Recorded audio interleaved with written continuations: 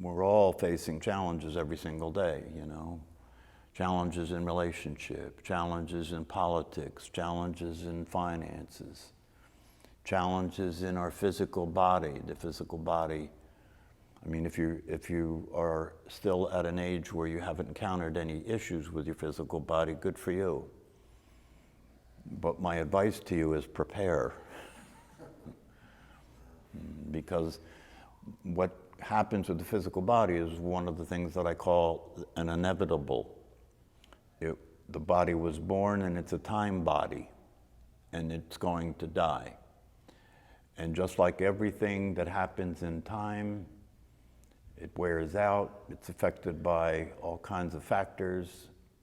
It starts to, the energy patterns of the body system start to decline as you get older. So there are all kinds of challenges that we're facing all the time. And practicing meditation itself is one of those challenges, you know, to do it every single day, no matter what's going on and no matter how you feel. And it's unrealistic to believe or think that because you know about these teachings and because you're practicing meditation that everything is going to just spontaneously start to work. Generally speaking, that's not the way this goes. Generally speaking, as far as I can tell, it's the exception, not the rule, that somebody has an awakening experience, and from that point on, they're very consistently aware of awareness, or they're very consistently able to experience a state of tranquility, or a state of wisdom for that matter, you know. We all still have the tendency to depend on our mind. It's just a habit. We all have a tendency to depend on our mind, and we all have been programmed and conditioned to identify with our nervous system. So between identifying with the mind and the nervous system, once there's a stimuli, and the nervous system goes into its reactions and starts to vibrate with this, you know, negativity, or starts to vibrate with this resistance, or starts to vibrate with this anger, or starts to vibrate with this fear, anxiety. People begin to suffer and they begin to feel out of control. They begin to feel helpless. That this condition is a condition in which they're at the effect of their emotions, they're at the effect of their thoughts, they're at the effect of the physical body. And it's challenging because it's almost hypnotic. You know, I was listening to Muji talk to one of his students, and one of the things he said was that once this mental state starts to operate and starts to vibrate and starts to capture your attention, that it's almost hypnotic, you know, it's almost hypnotic. It almost feels like no matter what you know and no matter what you've learned and no matter what you've practiced, it still has the ability, or it still tends to capture you, it still tends to leave you in an experience that I am this body. Doesn't matter what I've learned. The system is telling me I'm the body. The nervous system is behaving like I'm the body. The voice in my head is talking like I am this personality. And I am separate from life, and I am separate from other people. And I don't have any control over what's happening. And it's often the case that when I'm trying to do things and make my life work, when I'm trying to function, it's often the case that things don't work. And it's very difficult not to react. It's very difficult not to, even though you know better, it's very difficult not to react. It's very difficult not to be captured by that and to feel that you have to express resistance, and you have to reject what's happening. You have to react to what's happening. It represents to the personality the idea that life doesn't work. It represents the personality the idea that you don't have any power, or that no matter how hard you try, no matter what you do, that you still run into barriers, you still run into obstacles, you still run into unworkability. No matter how many times you ride the highway, knowing that there's traffic, knowing that there'll be delays. When you come up against that traffic, the knee-jerk reaction still happens, and you still feel annoyed about the person who's in front of you that doesn't know how to drive a goddamn car. See how it plays? It plays so real. It plays so true, right? Mm. So then what? And I understand. I understand that there are people who come to this class. There are people who read these readings and study these teachings and practice these practices. And as much as they believe that they're true, and as much as they recognize the truth of it, as much as it makes sense to them, as much as they can see the truth of it when you stop and slow down and look at it, that when the shit hits the fan, it can still leave you with a bitter taste. It can still leave you with a feeling like, even though I know these things, even though I'm practicing these things, under the right conditions, under the right circumstances, when I get triggered, it doesn't matter.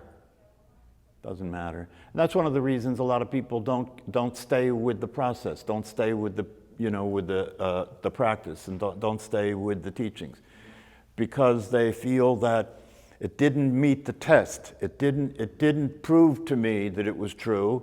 If it was true, and I heard that it was true, and if it was true and I started to practice meditation every day, I counted on it to make a difference. I was looking for it to make a difference.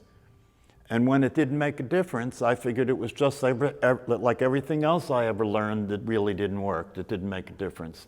You know, they told me when I was a kid, if you work hard and you study and you get a good education, that you'll be successful in the world.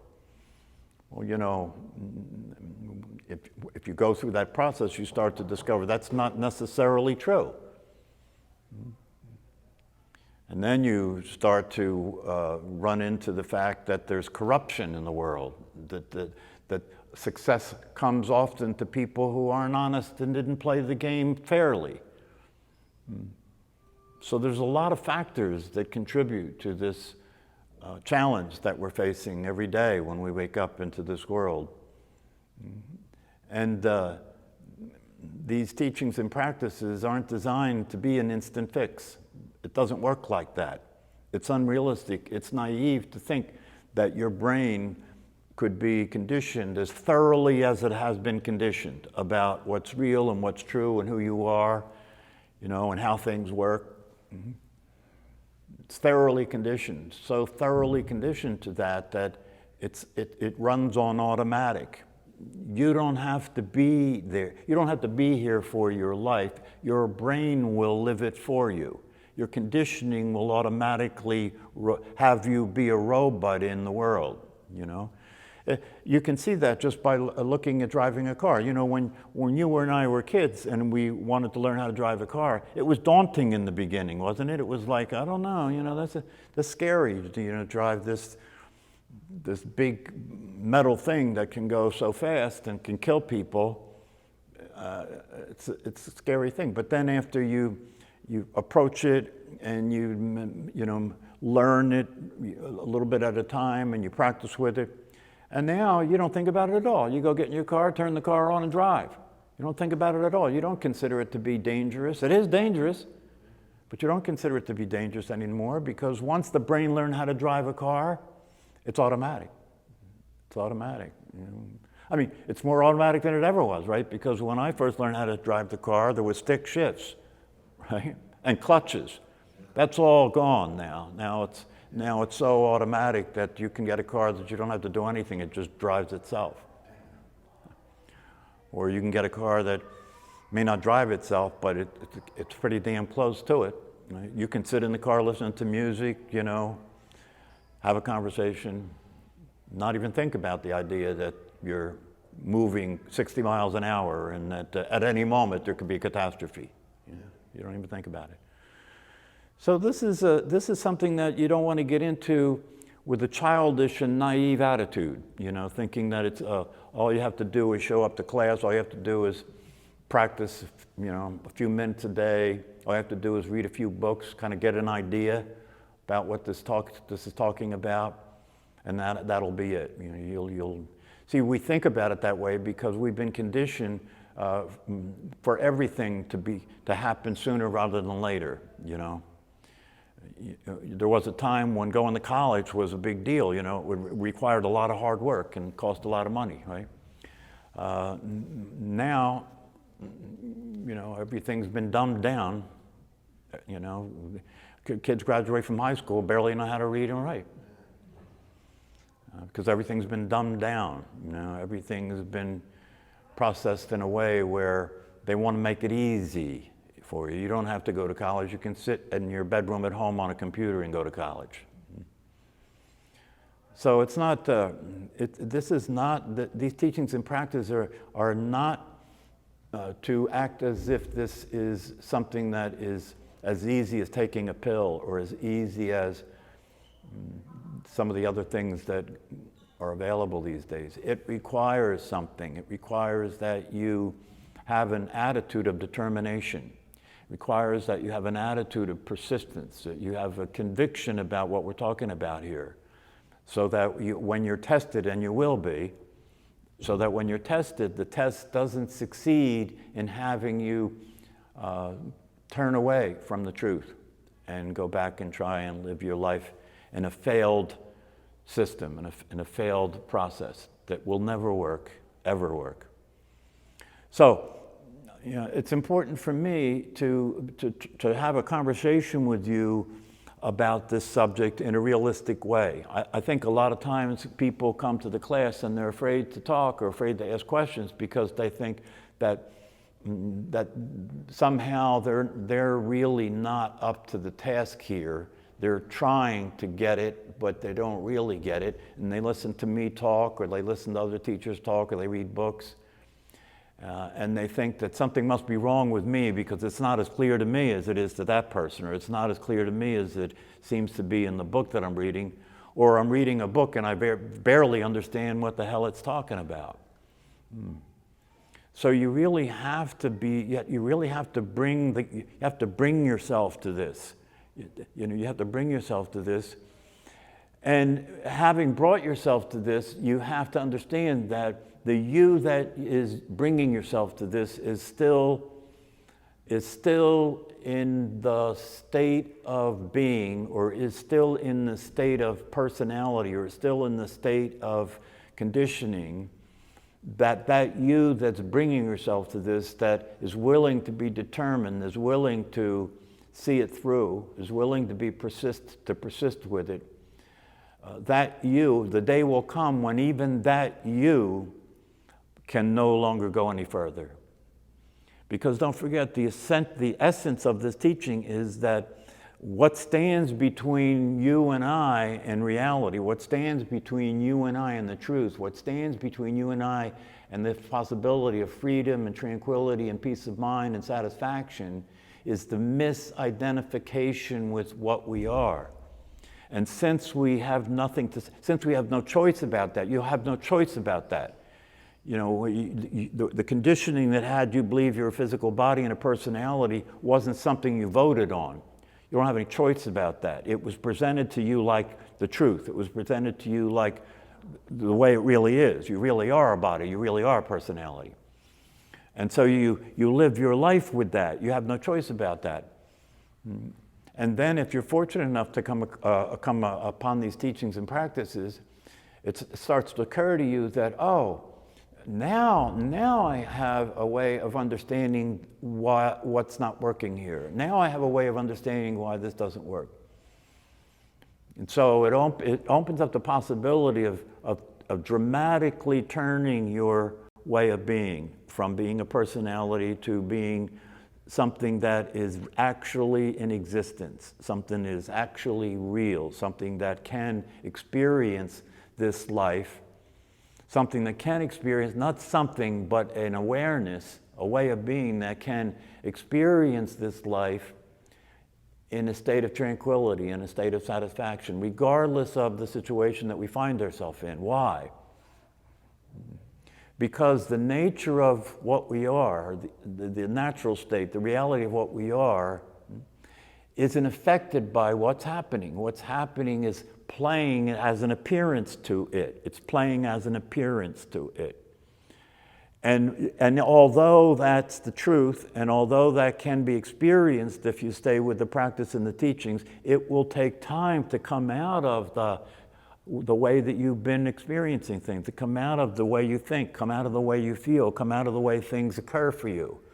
And so there'll be a period of time that the practice is seeing the way things are occurring for you in terms of the conditioning, seeing the way things are occurring for you in terms of what the voice in your head is saying, seeing the way things are occurring for you in terms of the way your emotions are reacting to it, and recognizing that that's not real. And at that part of this process, you may not have any ability to experience the tranquility with any kind of consistency. As good as you can get it to work is that you see it for what it is. But even though you're seeing it for what it is, it's still disturbing. It still has the upset quality about it. It still captures you and has you react to it, right? And even though you're aware, I mean, if you can get far enough along that you're aware that that's happening, but you can't stop it, you can't get out from the identification with it, but at least you know it's not real. At least you no longer believe that it's real, and you can see it happening. This could be a very difficult part of the process, by the way.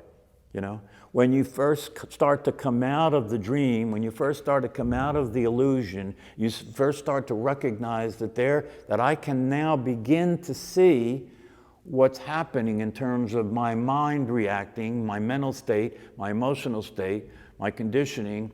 I'm beginning to be able to see it and not be it. I'm beginning to be able to witness it as it plays, but I'm not yet able to be free from the effect of it. It's still uncomfortable. And there are times when not only am I not able to be free from the effect of it, but there are times when it captures me sufficiently that I behave consistent with what I think and what I feel, even though I know while that's happening, even though I know this is not true and this is not real. And that can be more frustrating than anything you've ever experienced. It's one thing to be frustrated when you're coming up against challenges in life that you can't control, in the ordinary way of understanding things. It's another thing when you know the ordinary way of understanding things is an illusion, and you're not stuck in that illusion anymore, so you see things as they are, but the effect is still occurring to you. This is a very, very difficult period of time, so to speak, in this process, right? Because it's the period of time where it can go either way. It's the period of time where you can either be able to stay with it and understand, okay, you know, I'm seeing it as it is. I'm not able to yet really escape from it in terms of it still makes me say and do things. It still has me fall into the upset of things that are occurring. But I'm aware that that's happening, even though I can't do anything about it and even though it's still uncomfortable. This is a very important time because now you have one foot in the shit and one foot out of the shit, right? But you're not free from the shit. You're still experiencing the shit, right? But you have one foot out of it, so you're aware that it is the shit, like that. So it's important to understand that this is part of the process that a lot of people have to go through. You know, it's called, you know, if you look at it in terms of the traditional Buddhist understanding, they talk about it like they call it a bardo. In the Tibetan Book of the Dead, They say there's a time, they say there's 49 days between the time you take your last breath and the time the body is completely absent of your energy and your spirit. And during that time, you'll be presented with anything that could have you react and become fearful and afraid and try and escape. And if you fail the test of the bardos, if you react and you fall into the fear reaction to it, right? Then the energy that was your physical body and your personality will have to re-enter the realm of physical existence again. Not as you. This is one of the mistakes a lot of people make. They think, oh, how many lives will I have to live? You know, this business of karma and reincarnation.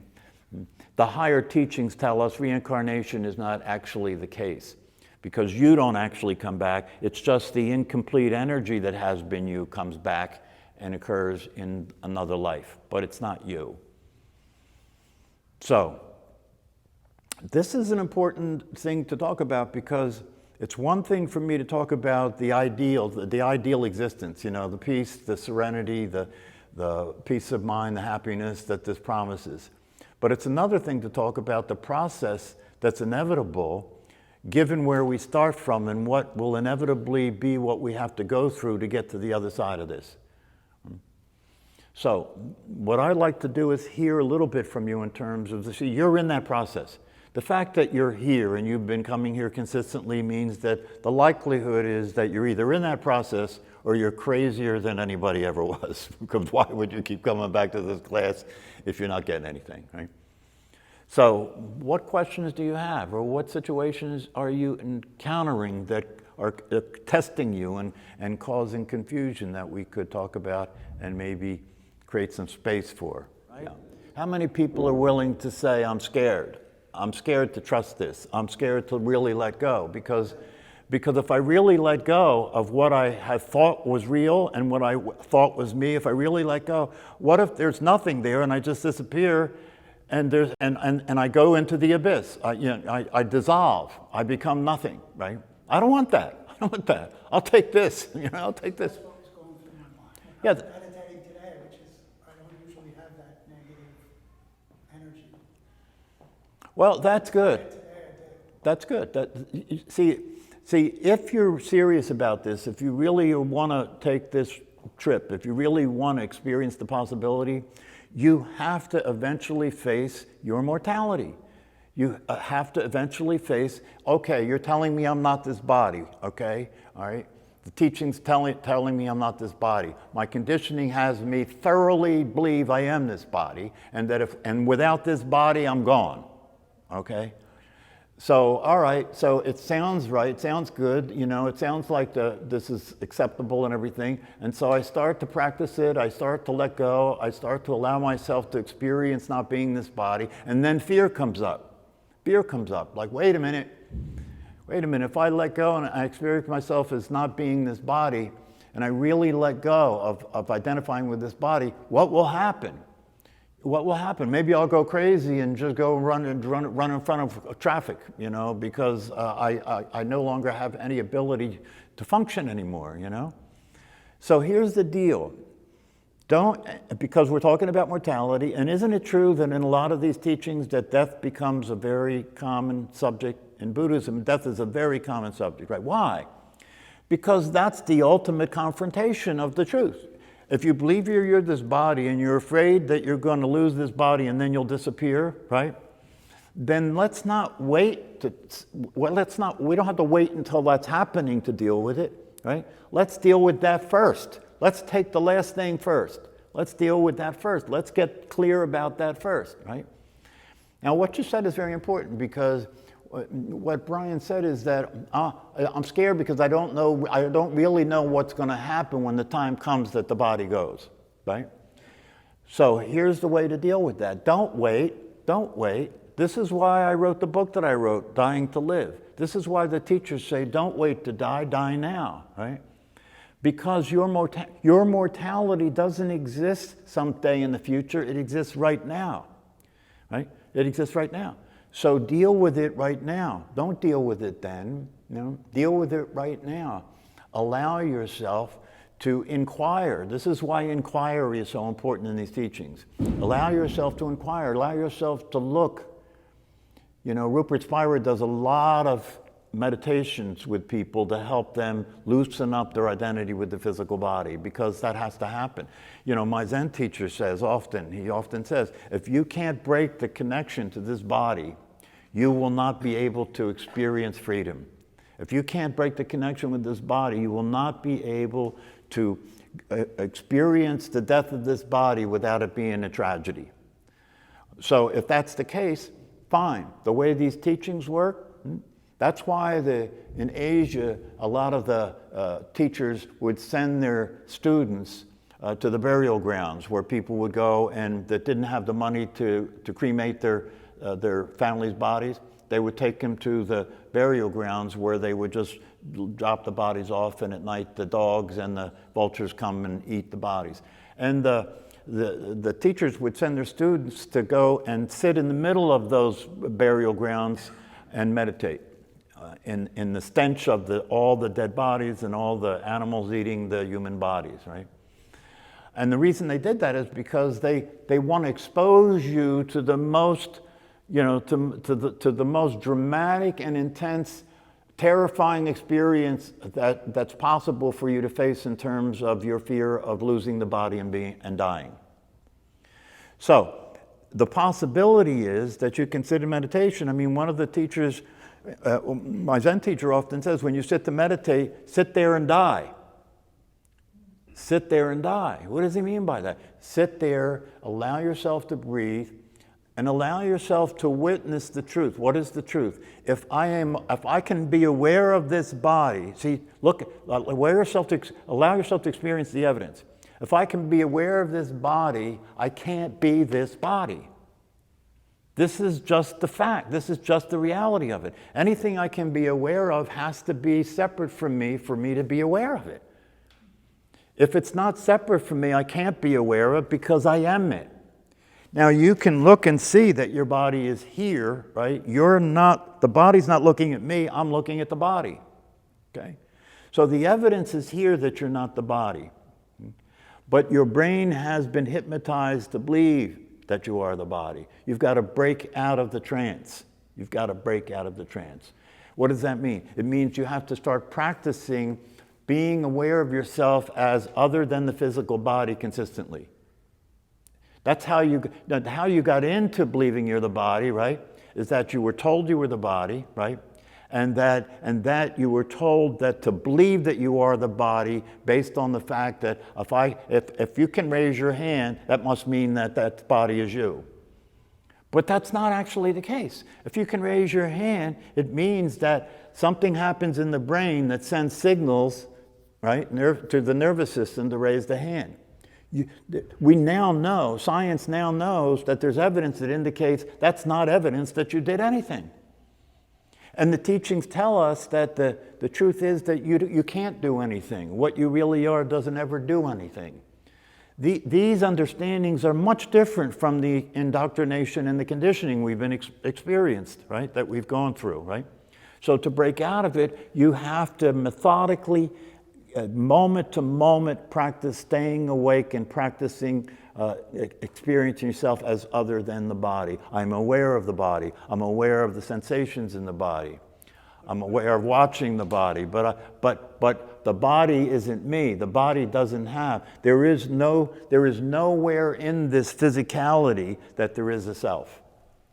There's nowhere in this physicality that there is a self. If you see it for what it is, you see that there's a brain that's been conditioned, right? And the body is an organ, and it's a mind-body organism, right? That can function, you know, in the environment, given the right conditions, right? It can function, and it's been programmed to do that, and that's what it does. And you think that that's what you are. That's what has to get corrected in order for you to be free. You see, when you slow down and look at it, the evidence speaks for itself. The only reason that you consider yourself to be a body is you believe it. That's the only reason. You believe it. The evidence doesn't say that's true. The evidence says the opposite. The evidence says you're aware of a body. But what you are as awareness is not physical and therefore is not the body. You're aware of the body. But because we're aware of the body and our awareness permeates the body, right? And so that we feel the pain that is felt with the body, right? We think I'm feeling the pain. You see how the thing collapses? I'm suffering, I'm feeling pain. No, you're not. The body's experiencing pain. You're aware of it. That's the difference. But you see, you have to practice your way out of this.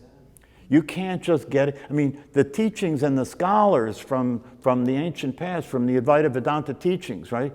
They say the way out of suffering is the way out of ignorance. The way out of ignorance is to get knowledge. Knowledge is the truth. But once you get that knowledge and you're clear about the knowledge, and the scholars have devised ways of interacting with you where you can't debate it. You can't debate it. The evidence is too clear. It's overwhelming. There's no evidence for the lie. There's no evidence for what is appearance. It's not real, right? But then even though that's the case, you have to go through the process of practicing your way out of that belief so that when you experience a sensation in the body, this is what Vipassana meditation is all about. When you experience a sensation in the body, you recognize that I am not the body, I am the awareness of the sensation in the body. That doesn't mean I am the body. If there is pain in my head, right, and I say, I have a headache, you see, you're practicing being the body. I have a headache. It's the same thing with emotions. If you're angry and you say, I am mad, you're practicing a lie. If you have a pain in your head and you say, I have a headache, you're practicing a lie. You don't have a headache. The body is experiencing pain. You're aware of that. This is the thing that's very important. I want to leave you with this tonight, right? That what these teachings are not theoretical. This is not a belief system like religion. No. This is saying this is the truth. You really are not a personality. It's true that you're not a personality. You really are not a physical body. It's true that you're not a physical body. And if you believe you're a personality and you believe you're a personality, you will suffer the life of that, right? Which is not a real reality because you're suffering the life of something that's a function of nothing other than a belief. That's what you're suffering. I think that's where I'm stuck between religion and these teachings. Yeah, so get yourself out of it. Get yourself out of it. See, the beauty of these practices and teachings is that they don't require belief. That's why the teachers always say, don't believe me the way you believe a religion. Don't believe me. This is what the Buddha said. Don't take what I'm saying to be true. Find out for yourself. If it's true and you do an inquiry and you really are serious and you really look, you'll see it. You'll see it because it's there to be seen. Right? And then when you see it, the next thing you have to do is you have to start practicing living as the truth, living a true life. And if you practice living a true life, what wasn't true will start to fall away naturally because it never was true. It was just a belief or theory. You follow me? I mean, this is where the rubber meets the road. You know, this is not meant to replace a religious belief. This is not meant to be a theoretical model. This is not a good idea. No, this is actually the truth. And if you don't live consistent with the truth, you will suffer because the life you're living is not true. It's an illusion. So you got to come out of that. You've got to come out. It's not easy to come out of that because first of all, it's got a hypnotic quality about it, doesn't it? And secondly, everybody believes it. Everybody's living in that reality, right? And so, as I've often said, you walk out of here, by the time you get to your car, it's got you right back in. You're right back in the fold. You're right back in the functioning with everybody else, believing that you're separate from the rest of the world, believing that you are a physical body, believing that other people are a threat to you, and all of it. Just comes right back in on you, right? So you've got to practice at least being aware of that to begin with. At least being aware of that so you don't fall right into the trap, right? But once you're aware of it, then you're going to have to tolerate the experience of having your mind and your body continue to try and pull you back in to living your life that way. That's the challenge.